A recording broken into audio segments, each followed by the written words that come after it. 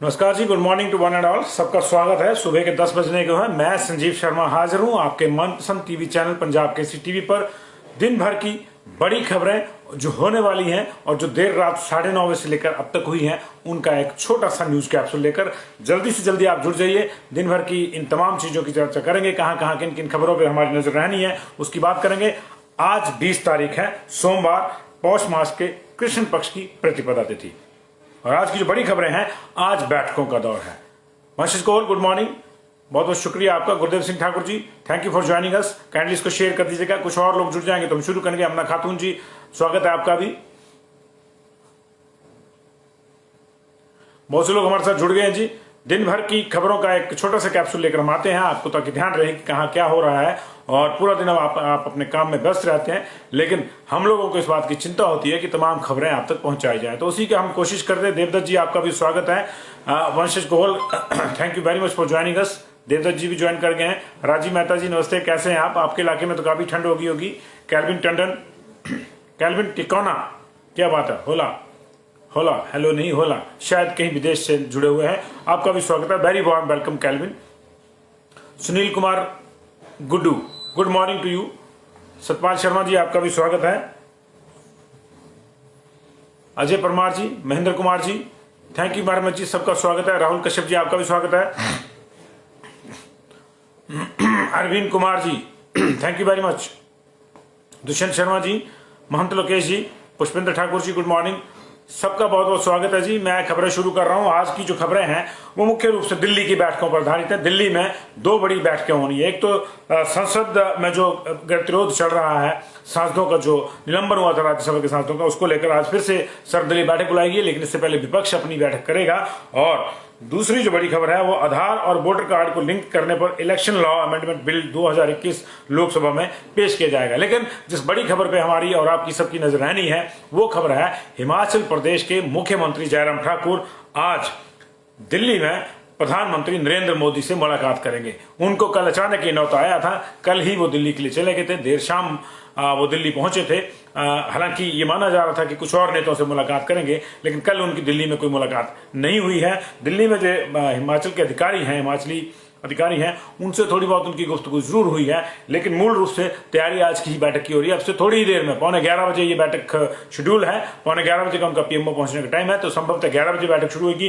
कितनी देर ये बैठक चलती है, कितनी देर नहीं, इसका पता तो बाद में ही चलेगा, बैठक के बाद में। लेकिन ये माना जा रहा है कि इस बैठक में हिमाचल प्रदेश को नए साल का कोई बड़ा तोहफा मिल सकता है। दरअसल आपकी जानकारी में है ही कि नरेंद्र मोदी 4 साल पूरे होने पर, हिमाचल सरकार के 4 साल पूरे होने पर 27 दिसंबर को जयराम ठाकुर के गृह जिला मंडी में, मंडी हमारी है, मंडी में एक बड़ी रैली करने वाले हैं। ये रैली न सिर्फ 4 साल जश्न होगा, बल्कि जो कोविड काल के दौरान एक विकास का पहिया थोड़ा धीमा पड़ गया था हिमाचल प्रदेश का, उसके बाद जो सरकार कोशिश कर रही है, इन्वेस्टर मीट्स के जरिए जो कोशिश हुई थी 2019 में, उसके कुछ प्रतिफल भी इसमें आएंगे। माना जा रहा है कि 20,000 करोड़ के नए एमओयू जो हैं और शिलान्यास इस पूरे मामले, इस रैली के दौरान होंगे। वर्चुअली इनका उद्घाटन किया जाएगा, जिसमें कोल बांध के बाद अब एक बड़ा सुन्नी में बांध बनाया जाना है। Run of the river project होगा वहां पे, SJVNL का वो है। ऑर्डिनेंस फैक्ट्री की बात है। बाकी बड़े और कई प्रोजेक्ट्स हैं, उन सब की जो है ग्राउंड ब्रेकिंग सेरेमनी जिसको कहते हैं हम, वो होनी है। उसको लेकर चर्चा होगी, तो बड़ा तोहफा मिल सकता है। और ये भी कोशिश रहेगी प्रधानमंत्री से कि हिमाचल प्रदेश के लिए कोई बड़ी घोषणा की जाए। चुनावी घोषणा होती है, चुनावी वर्ष भी शुरू हो जाएगा। इनफैक्ट काफी अगर तारीखों को देखें तो हो गया है, लेकिन अब क्योंकि इलेक्शन मोड ही है, तो बेहतर यह होगा कि जाते जाते कोई वायदा करे सरकार कि हम आएंगे तो ये करेंगे, तो उससे बेहतर है कि बड़ा कोई फैसला जो है, बड़ी कोई स्कीम जो है, बड़ा कोई वादा जो है वो हिमाचल प्रदेश के लिए अभी करवाया जाए। ये कोशिश है माननीय मुख्यमंत्री जयराम ठाकुर जी की। ये कोशिशें कितनी कामयाब होती हैं इसका पता तो 27 तारीख को ही चलेगा, लेकिन माना जा रहा है कि 2 या 3 बड़ी मांगे लेकर जयराम ठाकुर प्रधानमंत्री से मिल रहे हैं, और इनमें से किसी 1 या 2 मांगों पर कोई बड़ा ऐलान मंडी की रैली में हो सकता है। मंडी की रैली का पूरा प्रारूप भी इसमें डिस्कस होगा। कुछ और चीजें भी डिस्कस होंगी निश्चित तौर से, क्योंकि जब मिलते हैं ना तो फिर कई चर्चाएं होती हैं, बात निकलती है तो दूर तक जाती है। तो बात शायद ये भी होगी कि 4 सीटें कैसे हार गए, 4 साल के जश्न में क्या करना चाहिए तो होगा ही, लेकिन 4 सीटें कैसे हार गए इसकी भी चर्चा होगी। लेकिन इससे पहले आपको हमने बताया था कि 153 बागियों की सूची जिसमें 2 पूर्व अध्यक्ष हैं, 3 पूर्व मंत्री हैं, एक वर्तमान मंत्री है, 2 वर्तमान सांसद हैं और कई लोग राज्य कार्यकारिणी के, मंडल के, जिलों के, ब्लॉक के ये शामिल हैं। ये सूची हाईकमान के पास जा चुकी है। हालांकि प्रधानमंत्री के पास नहीं होगी, ये पार्टी का मामला है, पार्टी के पास होगी। लेकिन जब चर्चा होगी तो हो सकता है इनमें से भी कुछ नाम आए। 2 हमने चर्चा रात को भी करी थी कि अनिल शर्मा मंडी की रैली में हिस्सा नहीं लेंगे, लेकिन प्रेम कुमार धूमल क्या इस रैली में हिस्सा लेंगे या नहीं लेंगे ये भी अभी तय नहीं है, क्योंकि वो भी अभी दिल्ली में ही है। इस चीज को भी बड़े सियासी एंगल से भी देखा जा रहा है कि प्रेम कुमार धूमल दिल्ली में ही है। हालांकि ये उनका निजी दौरा कहा जा रहा है। वो अपना जो रूटीन मेडिकल चेकअप है, जो कोविड काल के दौरान वो नहीं करवा पाए थे, उसके लिए वो गए हैं, ऐसा कहा जा रहा है आधिकारिक तौर पर। लेकिन राजनीति तो यही होती है, राज की नीति। तो क्या क्या राज है ये धीरे धीरे खुलते हैं। ऐसा नहीं है जब नीतियां सामने आती हैं तो राज भी खुल जाते हैं, लेकिन राजनीति में राज की कुछ नीतियां जरूर होती हैं और वही जो है तमाम लोगों की नजरें उस पर हैं। तो इस बैठक पे हमारी नजर है। जैसी बैठक खत्म होती है और मुख्यमंत्री अगर संबोधित करते हैं तो हम आपको वो संबोधन दिखाएंगे और उन्होंने क्या कहा वो भी दिलाएंगे। देर शाम कैबिनेट है, लगातार टल रही थी ये कैबिनेट। कई बार क्या होता है कि जो अच्छा इवेंट है ना उसमें कई अड़चने आती हैं। तो ये कैबिनेट पहले विधानसभा के सेशन के दौरान होनी थी, फिर कहा गया कि 17 को, 18 को होगी, फिर कहा 20 को होगी। तो 20 की जो कैबिनेट है आज की वो भी सुबह से लेकर पहले दोपहर को, लेकिन अब जो है दोपहर बाद 3:30 बजे के आसपास ये कैबिनेट शुरू होगी।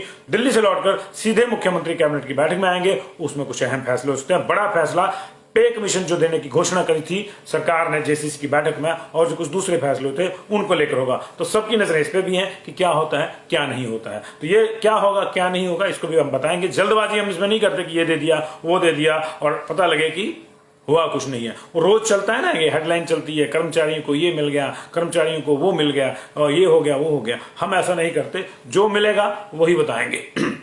कयास नहीं, सिर्फ व्यूज के लिए कयास नहीं है हमारे यहाँ। तो ये है। तो कर्मचारियों को लेकर कैबिनेट में कुछ अच्छे फैसले हो सकते हैं, उनको क्रिसमस का तोहफा मिल सकता है। लेकिन यह तय है कि justice for Himachal Pradesh police, SMC teachers और आउटसोर्स एम्प्लॉयज को लेकर कैबिनेट में कोई आधिकारिक एजेंडा नहीं है। हालांकि अब तो कैबिनेट के एजेंडे भी सीमित कर दिए गए हैं, बहुत ज्यादा उसकी सीक्रेसी रखी जा रही है। बकायदा पीछे एक नोटिफिकेशन, एक चिट्ठी जारी की गई थी कि एजेंडे पत्रकारों को लीक हो जाते हैं। चलिए अच्छी बात है, पहले नहीं लीक होंगे तो बाद में पता चल जाएगा कि क्या हुआ। 2 घंटे का ही तो फर्क होता है। कैबिनेट की मीटिंग से पहले एजेंडा पता चल गया तो हम पहले बता देते हैं कि ये होगा, लेकिन जो होता है उसका पता बाद में चलता है। तो कोई दिक्कत नहीं है जी। लेकिन ये जस्टिस फॉर पुलिस वाला मामला जो है वो कैबिनेट में नहीं जा रहा है, क्योंकि जिस कमेटी को कहा गया था कि 7 दिन में आपने अपनी रिपोर्ट देनी है, वो कमेटी बीमार हो गई है। वो कमेटी बीमार हो गई है, या यूं कह लीजिए कि मामला टालने के लिए बीमार हो गई है। कई बार ऐसा भी होता है, सरकारी तंत्र है, आप मुझसे बेहतर जानते हैं। लेकिन उस कमेटी की रिपोर्ट 2 हफ्ते 2 दिन के बाद भी नहीं आई है। 1 हफ्ते में रिपोर्ट देनी थी, 2 हफ्ते 2 दिन हो गए हैं, अभी तक रिपोर्ट नहीं आई है। तो जाहिर है कि इस कैबिनेट में नहीं लगेगी। इस कैबिनेट में नहीं लगेगी तो फिर जाहिर है कि मंडी में उनके परिजनों ने जो एक योजना बनाई है कि प्रधानमंत्री के पास अपनी बात पहुंचाएंगे, उस योजना पे काम वो करेंगे और वो चीज कहीं ना कहीं होगी। और ऐसा होगा तो कितना श्रेयस्कर होगा, कितना नहीं होगा, ये देखना होगा। जब बिलासपुर में उन्होंने अपनी बात उठाई थी तो उन पर केस दर्ज हुए थे। अब अगर मंडी में वो ऐसी कोशिश करते हैं तो क्या होता है, गिरफ्तारी होती है। क्या पुलिस वालों के परिजनों को ही गिरफ्तार किया जाएगा, देखना होगा। और वो भी इसलिए, अगर किसी के परिजन कोई अपराध करते हैं तो कानूनी कार्रवाई बनती है, उसमें कोई दो राय नहीं है। लेकिन अगर हक मांग रहे हैं, वाजिब हक मांग रहे हैं, तो अगर किसी पे कार्रवाई होती है तो भी अपने आप में एक बड़ा इशू वो बनेगा। तो इशू बनेगा या नहीं बनेगा ये तो समय बताएगा। लेकिन फिलहाल आज क्योंकि कैबिनेट में justice for Himachal Pradesh police का मामला नहीं है, एसएमसी टीचर का मामला नहीं है, आउटसोर्स एम्प्लॉय के मामले पे कोई चर्चा नहीं होगी, आधिकारिक रूप से होगी तो आपको बताएंगे। लेकिन एजेंडे में ऐसा कुछ नहीं है। तो ये जो है चीजें थी। अगर आप शिमला में हैं और आप हॉस्पिटल में आप छोटी मोटी कोई दवाई के लिए जाना चाह रहे हैं तो आज जरा आईजीएमसी का रुख मत कीजिएगा, क्योंकि वहां के रेजिडेंट डॉक्टर्स एक बार फिर से हड़ताल पे हैं। वो नीट पीजी की जो काउंसलिंग है उसमें देरी को लेकर लगातार एक राष्ट्रीय कॉल के तहत भी उन्होंने पीछे हड़ताल की थी, आज वो फिर हड़ताल कर रहे हैं। आईजीएमसी के डॉक्टर्स, जो रेजिडेंट डॉक्टर्स का सबसे बड़ा जो परेशानी है वो ये है कि उनको लगातार कई घंटे काम करना पड़ता है। 24 घंटे भी नहीं, 48 भी नहीं, कई बार तो 72 घंटे के बाद उनको जो है 4-5 घंटे की ब्रेक मिलती है और उसके बाद फिर से बुला लिया जाता है, क्योंकि संख्या कम है। संख्या कैसे बढ़ेगी? नीट की जो पीजी की काउंसलिंग है वो होगी तो कुछ और रेजिडेंट डॉक्टर्स आएंगे तो उनका काम का बोझ जो है वो थोड़ा कम होगा।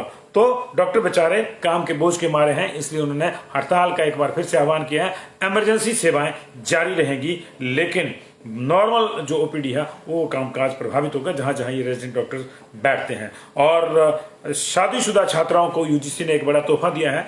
हिमाचल प्रदेश में जितनी भी शादीशुदा छात्राएं हैं, अब तो यूजीसी ने कहा तो बाकियों के लिए भी है, उनके लिए एक बड़ी खबर यह है कि पहले जो है सिर्फ एमफिल और पीएचडी की ऐसी छात्राओं को मातृत्व अवकाश मिलता था, यानी कोई छात्रा जो शादीशुदा हैं, एमफिल कर रही है, पीएचडी कर रही हैं, उस दौरान मातृत्व अवकाश की जरूरत पड़ती है तो वो मातृत्व अवकाश ले सकती थी। लेकिन अब यूजी और पीजी क्लासेस में भी ये व्यवस्था जारी हो जाएगी। 240 दिन का टोटल अवकाश है। संबद्ध संस्थान क्या करता है क्या नहीं करता है, यानी एचपी यूनिवर्सिटीज में कुछ अमेंडमेंट करना चाहे तो वो कर सकती है, लेकिन जो है ये बड़ी खबर है कि ये मामला होगा और इसको अवेल किया जा सकता है। तो ये इस वक्त की दूसरी बड़ी खबर है। रेजिडेंट डॉक्टर्स की हड़ताल की बात हमने कर दी, और शिमला में आज से अगले कुछ दिन तक आप स्पेशल स्पेस स्टेशन को देख सकते हैं। ये शिमला से 400 किलोमीटर ऊपर स्पेस में ये नासा का जो स्पेस स्टेशन है वो मूव कर रहा है, और दूर से अगर आप इसको देखेंगे तो उत्तर दिशा में ये तारे की जो है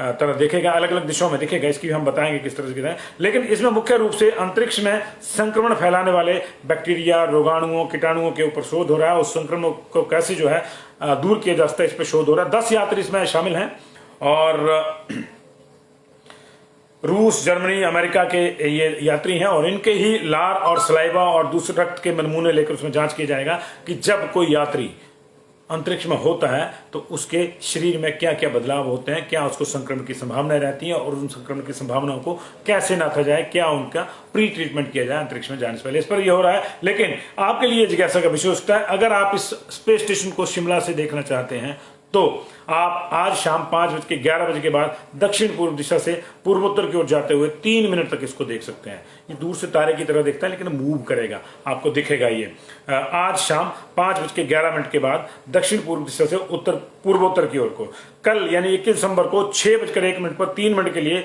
पश्चिमोत्तर से पूर्वोत्तर की तरफ जाते हो आप इसको देख सकते हैं। परसों यानी 22 दिसंबर को 5:15 बजे 5:16 टू बी एग्जैक्ट से 1 मिनट तक के लिए जो है पूर्वोत्तर दिशा में देखा जा सकेगा, और 23 तारीख को इसे उत्तर दिशा में 6:05 से देखा जा सकेगा अगले 1.5 मिनट तक के लिए। यह समय सारणी नासा ने जारी करी है। लेकिन बात अब दूसरी चीजों की भी हो जाए, ये तो नासा का मामला है, मौसम की बात भी करें। मौसम लगातार बेईमान बन रहा है और बना हुआ है। हिमाचल प्रदेश के ऊपरी इलाकों में लगातार हल्की से मध्यम बर्फबारी हो रही है, और उसके चलते पूरा प्रदेश जो है प्रचंड ठंड की चपेट में है। हालांकि अगले 2-3 दिन तक, 23 तारीख तक, टू बी वेरी फ्रैंक 22 तारीख की शाम तक मौसम में कोई बड़ा बदलाव नहीं होगा, लेकिन ठंड कड़ाके की होगी। दिन में धूप रहेगी, रातों को ठंड सताएगी, यानी जो न्यूनतम तापमान है वो और डिप कर सकते हैं। फिलहाल 23 तारीख के बाद एक बार फिर से अलर्ट दिया गया है कि ऊंचाई वाले और मध्यम ऊंचाई वाले पर्वतीय क्षेत्रों में बर्फबारी हो सकती है, निचले इलाकों में हल्की फुल्की बारिश भी हो सकती है। 23 तारीख का ये अलर्ट है, बारिश और बर्फबारी का पूर्वानुमान दिया गया है। लेकिन फिलहाल देखें तो प्रदेश में अभी भी 50 के आसपास सड़कें बंद हैं मौसम के कारण। जलोड़ी दर्रा से सोजा तक जो है NH 305 बंद है, और कुल्लू केलंग के बीच बस सेवा बंद है। अटल रोहतांग में भी केवल उन्हीं वाहनों को जाने दिया जा रहा है जिनमें 4x4 की फैसिलिटी है। ये नॉर्मल वाहन वहां नहीं जाने दिए जा रहे, क्योंकि हल्की बर्फ में भी ये फंस जाते हैं वहां पे। दोनों ओर पे हल्की बर्फ तो वैसे भी नहीं होती, आजकल ज्यादा होती है, तो ऊपर से स्लिपरी हो जाते हैं रोड, क्योंकि शीशा जम जाता है पानी का, तो उस वजह से ये दिक्कत आती है। तो 4x4 रोड्स को तरजीह दी जा रही है।